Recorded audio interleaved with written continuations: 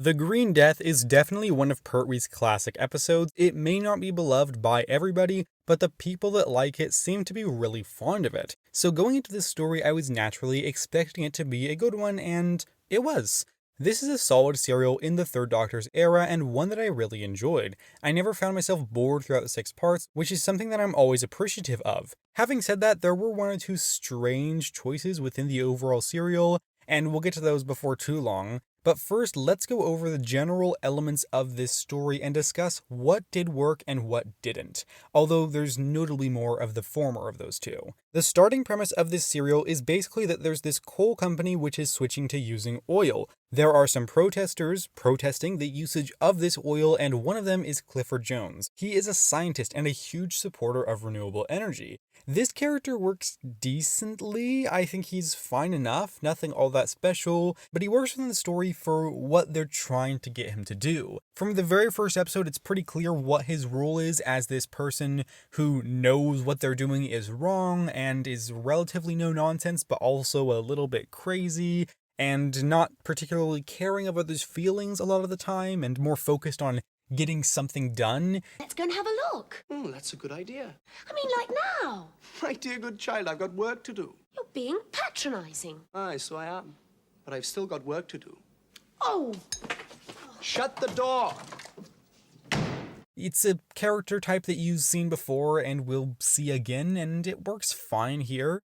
The Brigadier is back, and I think it was wise to give that character a bit of a break. He's pretty good in this. It is probably one of his better appearances. Though Lethbridge Stewart isn't great, he's alright and doesn't detract from the story at all. I appreciate him showing up just every now and then, as I think that works better for the show. Yes, Miss Grant, I'm going there too. Also the Doctor, I hope. I'm going to Metabilis 3. Wouldn't like to have to order you, Doctor. I wouldn't advise you to try. So this story has maggots in it, which honestly are surprisingly creepy. They're not scary, it's more that they are just a little bit unsettling. Something about the mouths just kind of creeps me out.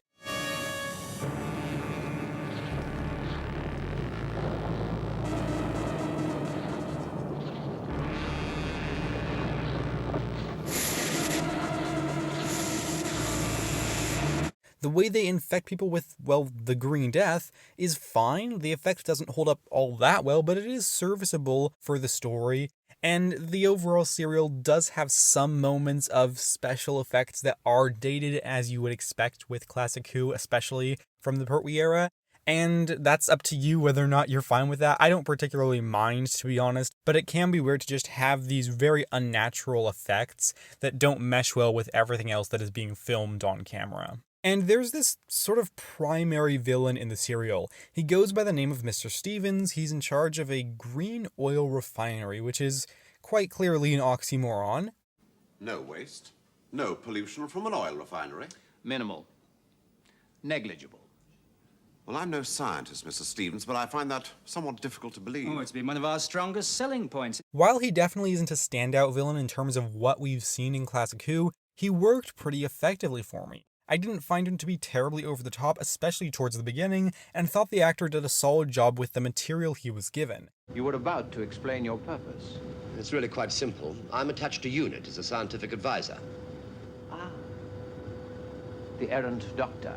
I have a couple of what I'm going to call minor spoilers. If you want to skip past them with the time shown on screen, that's perfectly fine by me, but I probably wouldn't bother, as I'm going to give another warning before the genuine spoilers worth worrying about actually show up. So in terms of those more questionable choices, there were two which I thought were worth mentioning, but neither of them were outright bad. Firstly, we had the Doctor's trip to Metabilis 3 in episode 1.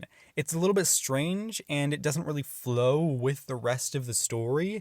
That said, it does actually have a use later in the serial when we find out that the crystal he got was actually quite useful. But it's not made clear prior to this what he needs the crystal for. Also, I don't think he would have known he would need this crystal, so yeah, it doesn't bother me too much, but it doesn't totally fit within the narrative, and I'm not sure why the Doctor really made that choice, even though it did actually come back to help them later down the line.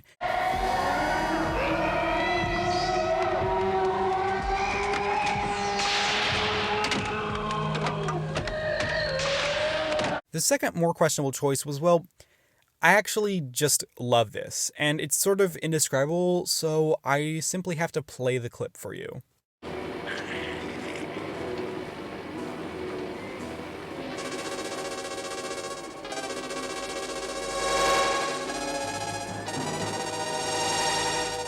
Well, that seems to be the last of them, Benson.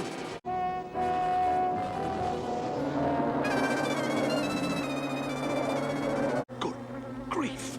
Look out above you. Doctor, get down!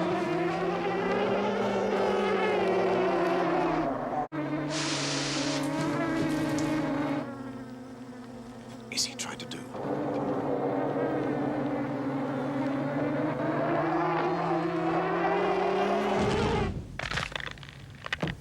Yeah, I love everything about this, and I have nothing more to add.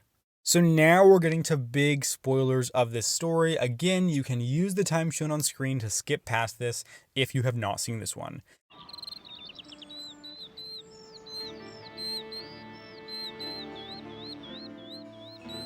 So we actually find out that the main villain of this serial is a computer, specifically Boss, which I do think is an interesting idea. I was curious as to how it was going to play out, but ultimately the computer ended up being very human in really weird ways, which to me registered as being a little bit pointless. Be nothing to say?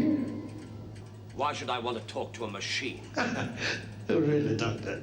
As far as I can gather from your computer recorded unit, the difficult thing is to stop you talking. I mean, why would you want a computer as the villain if it's going to be portrayed in a very human way? Unless that is the point of the story, in which case, why does the Doctor defeat this computer using logic? Well, it won't work, I tell you. Oh, you are mistaken. I can't be wrong. I am infallible. Then try this one. I were to tell you that the next thing I say will be true, but that the last thing I said was a lie. Would you believe me?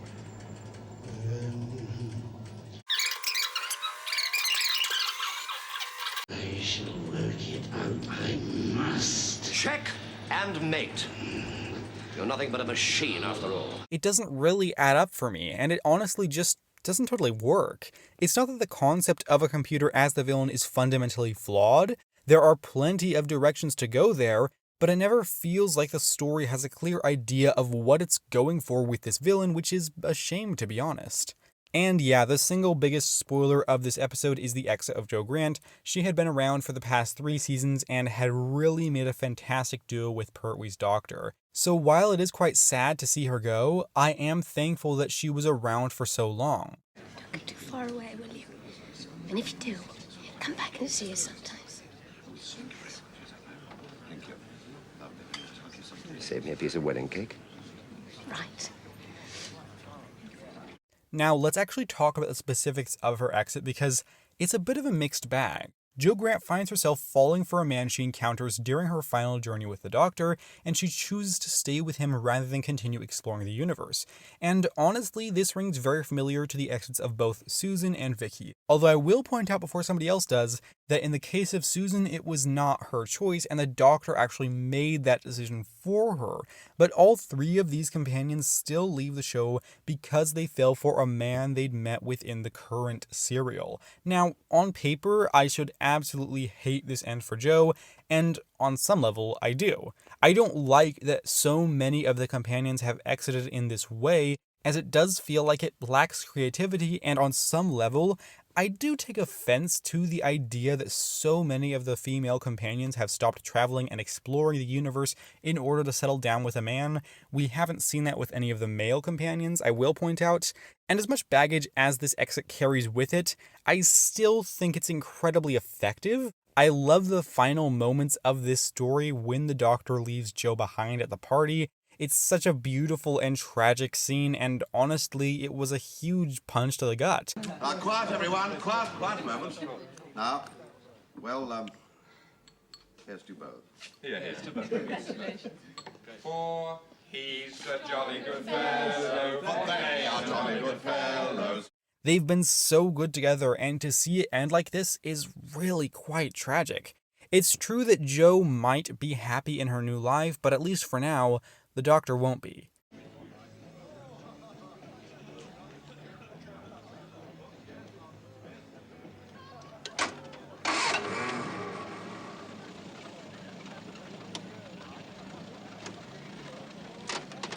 And to some extent, the Green Death is able to sidestep problematic elements by having Jo continue to explore just in a different place. It still doesn't make this exit very original, but it is something. So while I definitely have mixed feelings about how this whole thing came together, especially given the fact I never connected with Clifford Jones all that much, at the end of the day, it is a very heartbreaking goodbye to a brilliant companion, and that's something I'll always appreciate.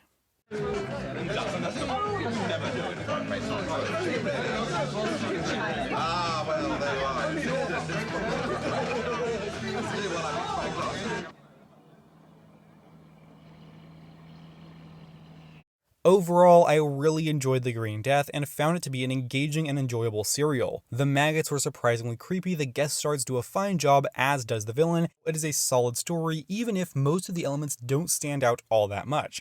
I really love the Doctor and Jo together, and they're as fantastic as ever in this one. It's a solid serial with a couple of standout parts serving to elevate what otherwise would still be an entertaining ride. And I'm going to give The Green Death a rating of 8.25 out of 10.